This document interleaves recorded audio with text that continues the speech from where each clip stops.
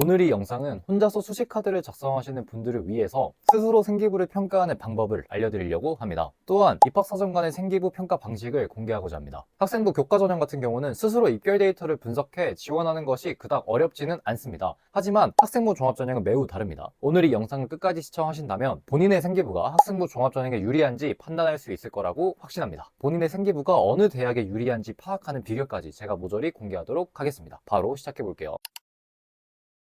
우선 대입은 공정해야 합니다. 최대한 공정한 입시를 위해 평가자들에게는 생기부를 평가하는 기준표가 존재합니다. 바로 여러분들이 많이 들어보신 학업 역량, 진로 역량, 그리고 공동체 역량을 말합니다. 추상적인 이야기가 아니라 각 역량을 생기부에서 어떻게 찾고 점수를 매길 수 있는지 알려드리도록 하겠습니다. 이 부분은 실제 컨설팅에서도 다루는 내용이기 때문에 꼭 집중하셔서 끝까지 들어보셨으면 좋겠습니다. 자, 먼저 첫 번째는 학업 역량입니다. 학업 역량은 말 그대로 공부를 얼마나 잘하냐입니다. 이는 쉽게 세 가지로 평가가 된다고 생각하시면 됩니다. 먼저 첫 번째는 내신 성적, 두 번째는 수업 태도, 마지막 세 번째는 탐구력입니다. 내신 성적부터 얘기를 할게요. 내신 성적은 너무나도 중요하기 때문에 학업 역량에서 매우 큰 비중을 차지하고 있습니다. 성적이 우상향인지, 특별히 못하는 과목이 없는지 등등을 평가하게 됩니다. 결국은 학종도 내신이다 라는 말이 있는 것처럼 1차적으로 내신을 통해서 학생을 평가할 수밖에 없는 구조입니다. 다만 내신 등급이 학생부 종합전형의 전부가 절대 아닙니다. 어느 정도 등급 안으로 들어오면 그때부터는 무조건 생기부 싸움이라는 것을 절대 잊으시면 안 됩니다. 내신 등급은 학업 역량을 판단하는 매우 중요한 지표이기도 하지만 이 모든 것이 학생부 종합전형의 본질이 아닙니다. 그렇기 때문에 늘 역전하는 사례는 일어나고 추후에 설명을 하겠지만 내신 성적이 낮아도, 즉 학업 역량이 조금 부족하더라도 진로 역량이나 공동체 역량에서 비중치를 높게 가져가는 대학교는 내신 등급이 조금 낮더라도 역전할 수 있는 케이스가 매우 많습니다. 건국대, 경희대 같은 경우가 그런데 이거는 제가 나중에 구체적으로 설명드리도록 하겠습니다. 두 번째는 수업 태도입니다. 본인의 생기부를 봤을 때 특히 세특의 수업 태도와 관련된 언급이 존재하지 않다면 학업 역량에서 불리한 점수를 받을 수밖에 없습니다. 수업 태도를 별로 중요하게 생각하지 않는 분들이 많은데요. 수업 태도는 기본 중에 기본이고 세특의 언급이 아예 되어 있지 않는다면 학종에서 매우 불리할 수 있습니다. 마지막으로는 탐구력인데요. 이건 진짜 별표 하셔야 됩니다. 탐구력은 학생부 종합전형의 핵심이고 탐구력만 좋아도 사실 생기부는 좋다고 판단하셔도 무방합니다. 여러분도 들어보셨겠지만 탐구력은 심화 탐구, 즉 얼마나 깊이 있게 공부하느냐를 말합니다. 탐구력이 좋다는 것은 수업 시간에 내 친구와 같은 내용을 공부를 하더라도 얼마나 깊이 있게 책, 논문 등 자료를 참고해서 공부를 해봤냐는 말입니다. 이렇게 말하면 어려우니까 제가 실제 예시를 통해서 알려드리도록 하겠습니다. 화학 1인데 논리적 사고력과 과학적 문제 해결력이 우수하며 수업에 집중하는 능력이 매우 우수함, 산과 염기를 학습하면서 pH에 의한 단백질 변성에 대해 관심을 갖게 되었으며 pH에 따른 효소 단백질의 구조가 변화하면 효소의 작용이 방해될 거라시는 가설을 세움, pH에 의한 단백질 변색에 대한 탐구, 관련 논문을 탐독하고 수소이온 농도의 영향을 받기 때문이라는 점을 또 발표를 하고요. 우리 몸의 완충계에 대한 탐구로 또 이어지고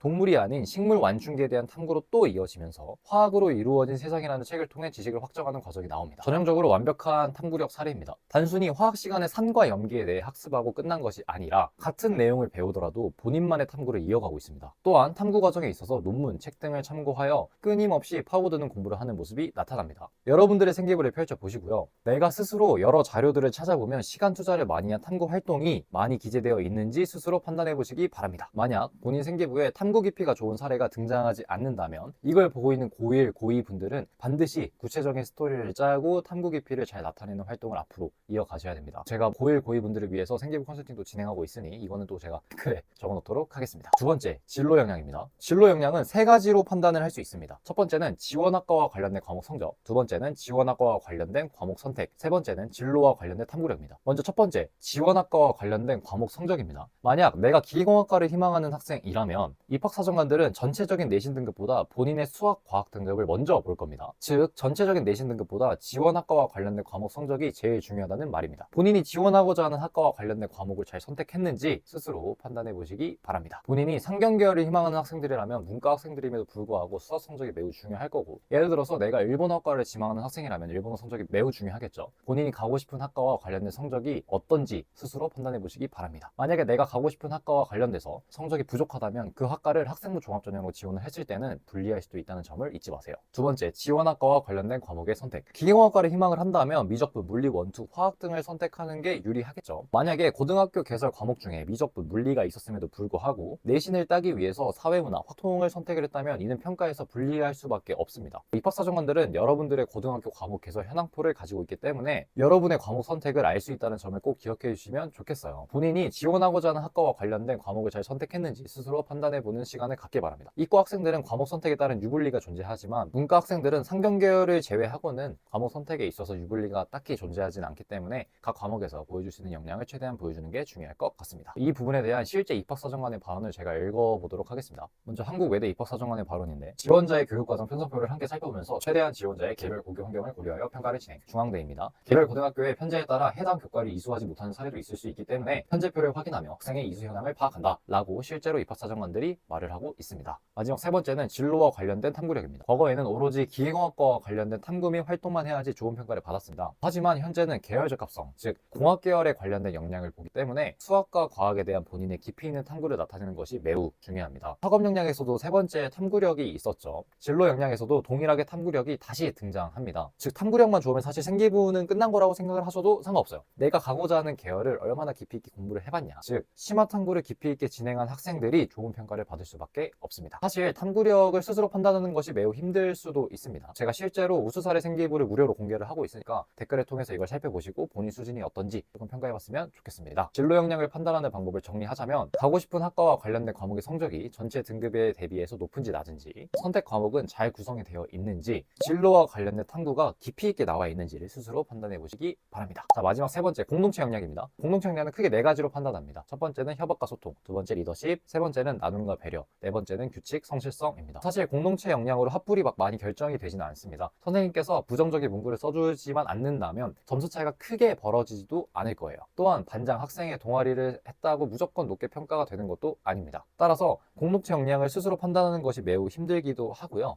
이 영상을 보시는 고1, 고2 분들은 공동체 역량을 신경 쓸 시간에 심화 탐구, 탐구력이나 챙기십시오. 그래도 간략하게 공동체 역량을 설명드리도록 할게요. 협업과 소통은 쉽게 말해서 소통이 가능한지에 대한 내용인데, 소통에 문제가 있다는 문구가 쓰이지 않는 이상은 크게 상관이 없을 것 같습니다. 이제 리더십이 제일 궁금해 할 건데요. 우선 반장이나 학생회와 같이 직책을 얻는다고 해서 절대 좋은 평가를 내리는 것은 아닙니다. 직책에서 본인이 구체적으로 리더십을 발휘한 사례가 반드시 등장을 해야 돼요. 즉 실제 사례가 매우 중요하다는 점입니다. 실제 예시를 통해서 제가 조금 설명을 드려볼게요. 예를 들어서 1학기 동안 반장으로서 학급 회의를 운영함이라고 쓰인 생기부와 1학기 동안 학급 구성원으로서 1차 학급 회의 시간에 스마트폰 걷기에 대해 분쟁이 있을 때 친구들의 의견을 수합해서 적극적으로 회의를 진행하는 모습을 돋보임이라고 쓰이는 생기부가 훨씬 좋은 평가를 받을 겁니다. 직책은 별로 중요하지 않습니다. 직책을 얻지 못하더라도 리더십을 충분히 어필할 수 있어요. 예를 들어서 모둠 활동 시간에 본인이 자료조사 파트를 맡았다면 자료조사를 남들보다 더 열심히 해와서 친구들을 알려주고 적극적으로 모둠 활동을 이끌 수도 있습니다. 이것도 내가 모둠장이 아니더라도 리더십일 수 있고요. 따라서 직책보다 중요한 것은 실제 사례라는 점을 꼭 기억해 주시고, 물론 직책과 실제 사례가 같이 따라오는 게 제일 좋아요. 나눔과 배려 부분은 노트필기를 빌려준다거나 아니면 멘토링을 해준다는 것들을 말을 하고요. 규칙과 성실성은 행특에서 되게 많이 등장을 하는데, 이 학생이 어떻게 생활하는지를 파악하는 겁니다. 등교시간, 인사성, 공부법, 교육관계 등을 여기서 확인을 하는 거고요. 여러분들의 생기부를 펼쳐보고 공동체 역량이 어떤지 스스로 한번 판단을 해보시기 바랍니다. 물론 공동체 역량을 점수로 환산하기가 좀 어렵기 때문에 공동체 역량에 너무 매달리지는 마세요. 학업 역량, 진로 역량을 더욱더 집중적으로 살펴보는 것을 추천드립니다.